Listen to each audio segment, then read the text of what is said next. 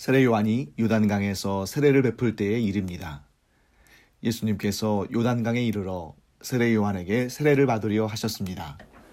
그때 세례 요한은 예수님을 말리며 말했습니다.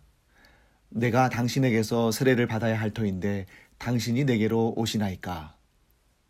세례 요한의 말에 예수님은 이렇게 대답하십니다. 이제 허락하라.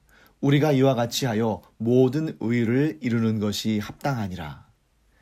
예수님께서 세례 요한에게 세례를 받으시는 일이 왜 모든 의를 이루는 일이 되는 것일까 궁금해집니다. 그 이유를 알기 위해서 우리는 의라는 단어의 개념부터 살펴봐야 합니다. 성경에서 말씀하시는 의는 하나님께 인정받을 만한 상태, 곧 하나님께 받아들여질 만한 상태를 말합니다. 예를 들어 하나님이 아브라함의 믿음을 의로 여기셨다는 것은 아브라함이 그 믿음으로 말미암아 하나님께 인정을 받았고 하나님과 언약을 맺을 자로 받아들여졌음을 뜻합니다.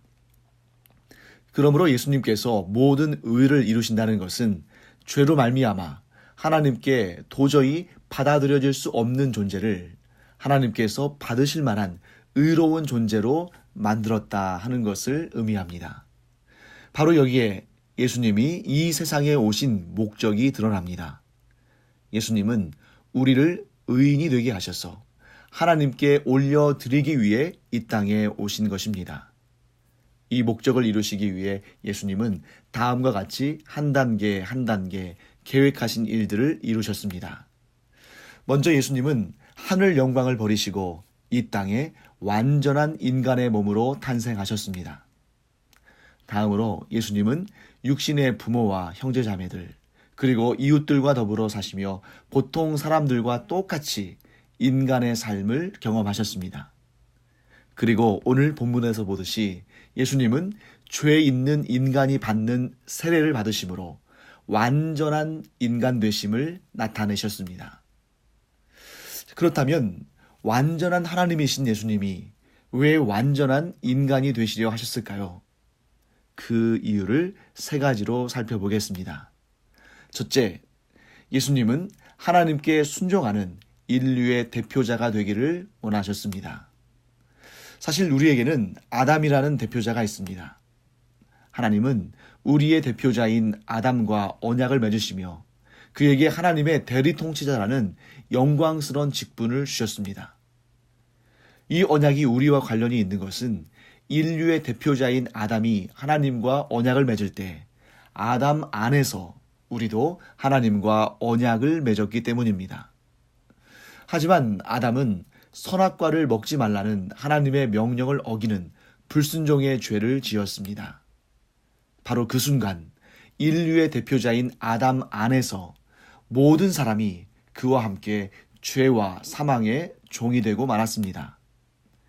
인류의 대표자인 아담의 불순종이 온 인류의 불순종이 된 것이고 그가 받은 저주가 온 인류가 받는 저주가 된 것입니다. 예수님은 바로 그 자리, 그 불순종의 죄악과 저주의 자리에서 우리의 대표자가 되셨습니다. 예수님은 아담이 불순종한 그 자리에서 완전한 순종을 이루심으로 정죄와 저주의 사슬을 끊으셨습니다.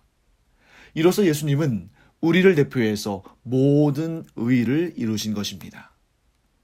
그로써 우리는 우리의 대표자이신 예수 안에서 의인이 되었습니다. 로마서 5장 19절은 이렇게 증언합니다. 한 사람이 순종하지 아니하므로 많은 사람이 죄인 된 것 같이 한 사람이 순종하심으로 많은 사람이 의인이 되리라. 둘째, 예수님은 우리 죄값을 대신 갚으시기 위해 완전한 사람이 되셨습니다. 예수님이 우리를 아무리 사랑하셔도 우리를 대신해서 죽을 수 없다면 결국 우리가 지불해야 할 죄값을 대신 갚으실 수도 없었을 것입니다. 그렇기 때문에 예수님은 우리와 똑같은 사람이 되심으로 죽을 수 있는 존재가 되셨습니다. 그리고 우리를 위해 십자가에 달려 죽으심으로 우리의 모든 죄값을 대신 갚으셨습니다. 거룩하신 하나님이신 예수님이 왜 죽음으로 우리 죄를 속량하려 하셨을까요? 예수님의 그 마음을 우리가 온전히 다 알 수는 없습니다. 하지만 분명한 사실은 예수님은 범죄한 천사를 구원하고자 하신 것이 아니라 범죄한 사람을 구원하고자 하셨다는 사실입니다. 만일 예수님이 타락한 천사들을 구원하기로 작정하셨다면 예수님은 사람이 아니라 천사가 되셨을 것입니다. 하지만 예수님은 여러분과 저와 같은 사람을 구원하기 위해서 우리와 같은 사람이 되셨습니다. 셋째, 예수님은 인간의 삶을 친히 경험하심으로 연약한 우리를 돕기 위해서 완전한 사람이 되셨습니다. 히브리서 2장 18절은 우리에게 참으로 아름답고 감동적인 메시지를 전합니다. 그가 시험을 받아 고난을 당하셨은즉 시험받는 자들을 능히 도우실 수 있느니라.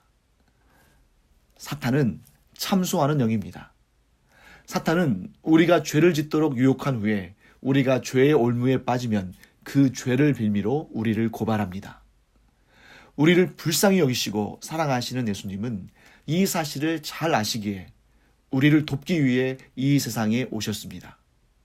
그리고 예수님은 이 세상에서 우리가 경험하는 것과 동일한 경험을 하며 사셨고 우리와 동일한 시험과 고난을 받으셨기에 우리의 연약함을 잘 아십니다. 그러나 예수님은 어떤 유혹과 시험에도 죄를 짓지 않으시므로 우리가 의지할 수 있는 유일한 분이 되셨습니다.